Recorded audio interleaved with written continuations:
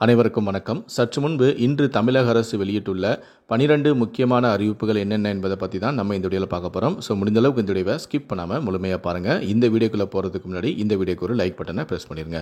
சரி, வாங்க இப்போ வீடியோக்குள்ளே போகலாம். முதல் அறிவிப்பு: சென்னையில் ஆகஸ்ட் 18 முன்னாள் முதலமைச்சரான கருணாநிதியின் 100ஆண்டு நினைவு நாணயம் வெளியிடப்படுகிறது. தமிழ்நாடு அரசு சார்பில் சென்னை கலைவாணர் அரங்கில் ஆகஸ்ட் 18 மாலை 6:50 மணிக்கு இந்த நாணயம் வெளியீடு விழா நடைபெறுகிறது. மத்திய பாதுகாப்புத்துறை அமைச்சரான ராஜ்நாத் சிங் தான் கலைஞர் நினைவு நாணயத்தை வெளியிடுகிறார். எதிர்க்கட்சி தலைவரான எடப்பாடி பழனிசாமி, பாஜகவின் மாநில தலைவரான அண்ணாமலை, நடிகர்களான ரஜினி, கமல் உள்ளிட்டோருக்கு அரசு அழைப்பு விடுத்துள்ளது. இரண்டாவது அறிவிப்பு: சுதந்திர தின விடுமுறையை உள்ளிட்ட தொடர் விடுமுறையொட்டி சிறப்பு பேருந்துகள் இயக்கப்படும் என அறிவிக்கப்பட்டுள்ளது. கீழம்பாக்கத்திலிருந்து புதன்கிழமை 470 பேருந்துகளும் 16, 17ஆம் தேதிகளில் 365 பேருந்துகளும் இயக்கம். கீழம்பாக்கத்திலிருந்து திருவண்ணாமலை, திருச்சி, கும்பகோணம், மதுரைக்கு சிறப்பு பேருந்துகளும் இயக்கப்படுகிறது. மூன்றாவது அறிவிப்பு: பண்டிகை காலங்களில் பால் உபப்பொருட்களின் விலைகளில் அவ்வப்போது சிறப்பு தள்ளுபடி செய்வது வழக்கம். ஆவின் அந்த வகையில்தான் ஆகஸ்ட் 26ஆம் தேதி கிருஷ்ண ஜெயந்தி மற்றும் செப்டம்பர் 7ஆம் தேதி விநாயகர் சதுர்த்தி உள்ளிட்ட பண்டிகைகளை முன்னிட்டு 100 மில்லி நெய் விலையில் 10 ரூபாய் தள்ளுபடி செய்யப்படும் என்றும், அதன்படி 85 ரூபாய்க்கு விற்பனையாகும் ஆவின் 100 மில்லி நெய்யின் விலையானது 75 ரூபாய்க்கு குறைக்கப்பட்டுள்ளது எனவும், இந்த சிறப்பு தள்ளுபடியானது செப்டம்பர் 15ஆம் தேதி வரை அமலில் இருக்கும் எனவும் ஆவின் நிர்வாகம் கூறியுள்ளது. நான்காவது அறிவிப்பு: இந்த ஆண்டு அனைத்து மாவட்டங்களிலும் புற்றுநோய் பாதிப்பு குறித்த பரிசோதனைகள் நடத்தப்படும் என சுகாதாரத்துறை அமைச்சரான மா. சுப்பிரமணியன் தெரிவித்துள்ளார். ஐந்தாவது அறிவிப்பு: நம்ம ஸ்கூல் நம்ம ஊர் திட்டத்தின் கீழ் பள்ளிகளை மேம்படுத்த 380 கோடி ரூபாய் நிதி கிடைத்துள்ளது என்று அமைச்சரான அன்பில் மகேஷ் தகவல் தெரிவித்திருக்கிறார். முன்னாள் மாணவர்கள் தொண்டு நிறுவனங்கள் மூலம் 380 கோடி ரூபாய் நிதி வந்ததாக அமைச்சரான அன்பில் மகேஷ் தகவல் அளித்துள்ளார்.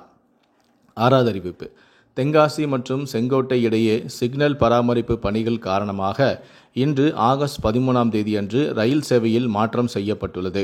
செங்கோட்டையிலிருந்து நெல்லை மற்றும் மதுரை செல்லும் ரயில்கள் தென்காசியிலிருந்து இயக்கப்படும் எனவும், நெல்லை மற்றும் மதுரையிலிருந்து செங்கோட்டை வரை இயக்கப்படும் ரயில்கள் தென்காசி வரை மட்டுமே செல்லும் எனவும் தெற்கு ரயில்வே தெரிவித்துள்ளது.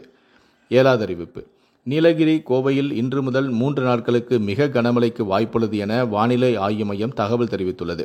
தென்காசி, தேனி, மதுரை, திண்டுக்கல், திருப்பூர், கரூர், திருச்சி, நாமக்கல், ஈரோடு, சேலம், கள்ளக்குறிச்சி, தருமபுரி, கிருஷ்ணகிரி, திருப்பத்தூர், திருவண்ணாமலை, வேலூர், ராணிப்பேட்டை மாவட்டங்களில் இன்று கனமழைக்கு வாய்ப்புள்ளது என வானிலை ஆய்வு மையம் தகவல் தெரிவித்துள்ளது. ஆகஸ்ட் 15ஆம் தேதி 10 மாவட்டங்களில் கனமழை பெய்ய வாய்ப்புள்ளதாகவும் கூறியுள்ளது. எட்டாவது அறிவிப்பு: சென்னை கடற்கரை செங்கல்பட்டு இடையே 55 மின்சார ரயில் சேவைகள் ஆகஸ்ட் 14ஆம் தேதி வரை ரத்து செய்யப்படுவதாக அறிவிக்கப்பட்ட நிலையில் தற்போது 4 நாட்களுக்கு அது நீடிக்கப்படுவதாக தெரிவிக்கப்பட்டுள்ளது. அதன்படி ஆகஸ்ட் 18ஆம் தேதி வரை மின்சார ரயில் சேவை ரத்து செய்யப்பட்டுள்ளது. மேலும் விழுப்புரம், தாம்பரம், விழுப்புரம், மேல்மருவத்தூர், மேல்மருவத்தூரிலிருந்து சென்னை கடற்கரை ஆகிய ரயில்களும் முழுமையாக ரத்து செய்யப்படுவதாக அறிவிக்கப்பட்டுள்ளது. ஒன்பதாவது அறிவிப்பு: தனி தேர்வுகளுக்கான 8ஆம் வகுப்பு பொதுத் தேர்வு எழுத உள்ளவர்கள் இணையதளம் மூலம் நேற்று முதல் ஹால் டிக்கெட்டை பதிவிறக்கம் செய்து கொள்ளலாம் என தேர்வர்கள் துறை இயக்கம் அறிவித்துள்ளது. 10வது அறிவிப்பு: மாற்றுத்திறனாளிகளுக்கு பேருந்தில் அமைக்கப்பட்ட கைப்பிடியுடன் லாக் செய்ய நடத்துனர்கள் உதவ வேண்டும் எனவும், லாக் செய்யவில்லை என்றால் ஓட்டுநர்கள் பேருந்தை இயக்கும் போதோ அல்லது பிரேக் போடும்போதோ சக்கர நாற்காலி அங்கும் இங்குமாக நகர வாய்ப்புள்ளது. எனவே இதை கட்டாயம் பின்பற்ற வேண்டும் என பேருந்து நடத்துனர்களுக்கு தமிழக அரசு அதிரடியான உத்தரவை பிறப்பித்துள்ளது. 11வது அறிவிப்பு: நாகை, இலங்கை இடையான பயணிகள் கப்பல் சேவையானது 16ஆம் தேதி முதல் மீண்டும் துவக்கம். டிக்கெட் முன்பதிவு தற்போது தொடங்கியுள்ளது. கடைசியாக 12வது அறிவிப்பு: போட்டித் தேர்வுகளுக்கு தயாராகும் வகையில் பழங்குடியின மாணவர்களுக்கு கூடுதலாக பயிற்சி மையங்கள். அமைச்சரான கலைவிழி செல்வராஜ் தகவல்.